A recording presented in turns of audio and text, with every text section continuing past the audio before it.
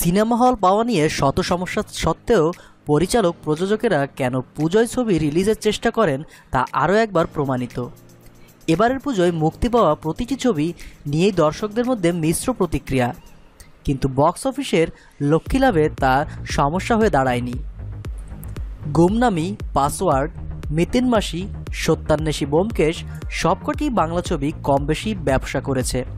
হল মালিক, ডিস্ট্রিবিউটর এবং প্রযোজক সংস্থা থেকে পাওয়া রিপোর্টের ভিত্তিতে এবারের পুজোয় সবচেয়ে এগিয়ে সৃজিত মুখোপাধ্যায়ের গুমনামি, দ্বিতীয় স্থানে অরিন্দম শীলের মিতিন মাসি, এরপরের ধাপে কমলেশ্বর মুখোপাধ্যায়ের পাসওয়ার্ড এবং সায়ন্তন ঘোষালের সত্যান্বেষী ব্যোমকেশ।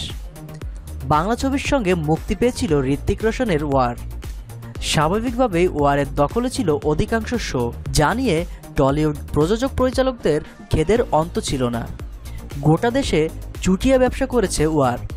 7 দিনে 200 কোটি টাকা। এ রাজ্য থেকে 4.5 কোটি টাকা রোজগার ওয়ারের। ঋত্বিকের ছবি না থাকলে নিঃসন্দেহে বাংলা ছবি আরও ভালো ব্যবসা করত।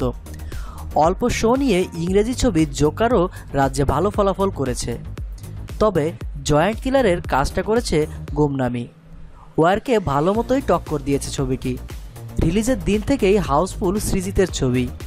প্রসেনজিৎ চট্টোপাধ্যায় এবং সৃজিতের জুটি পুজোয় বারবারই হিট। পরিচালক যেমন জানালেন, তাদের জুটির বিগেস্ট ওপেনিং দিয়েছে গুমনামি। নেতাজির মৃত্যু রহস্য ছবি নিয়ে বিতর্ক এবং প্রসেনজিৎ সৃজিত জুটি যে গুমনামিকে অতিরিক্ত মাইলেজ দিয়েছে তা নিয়ে সন্দেহ নেই। সূত্র বলছে, প্রথম 7 দিনে 2.55 কোটি টাকা ব্যবসা করেছে গুমনামি। অরিন্দম শীলের মিতিন মাসি রয়েছে ঠিক পরেই। নাম ভূমিকায় কোয়েল মল্লিকের অভিনয় দর্শকের ভালো লেগেছে। পুজোয় যতগুলো ছবি মুক্তি পেয়েছে তার মধ্যে মিতিন মাসি কচিকাচাদের নিয়ে দেখার মতো ছবি। সেদিক থেকে অরিন্দমের ছবি খানিকটা সুবিধে পেয়েছে। ছবির প্রযোজক নীলরতন দত্তর কথায়, আমাদের ছবি মুক্তির পর থেকে 7 দিনে 1.75 কোটি টাকা ব্যবসা করেছে। আমাদের বাজেট ছিল 1.40 লাখের মতো।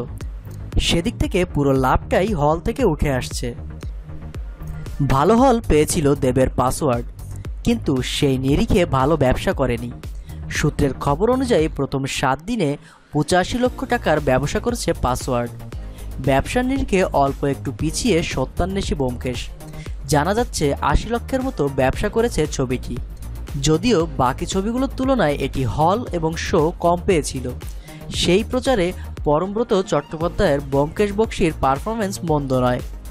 প্রথম দিন থেকে একমাত্র গুমনামি জোরালো অবস্থান দেখিয়েছে। বাকি সবকটি ছবি ষষ্ঠী থেকে পিক আপ নিয়েছে। পিভিআরের পূর্বাঞ্চলীয় শাখার কর্তা উজ্জ্বল বিশ্বাসের কথায়, বাংলা ছবির মধ্যে 1 নম্বরে থাকবে গুমনামি, তারপর মিতিন মাসি। 78 থেকে 82% ভর্তি ছিল গুমনামি। মিতিন মাসি 70 থেকে 75%। পাসওয়ার্ড এবং সত্যান্বেষী ব্যোমকেশ দুটো ছবি মোটামুটি 55 থেকে 60% অকুপেন্সি ধরে রেখেছিল। পুজোর কটা দিন ছুটি আর সেই হুজোগের ফলেই বক্স অফিসে জোয়ার আসে। টিকে থাকতে গেলে কন্টেন্টের জোর প্রয়োজন।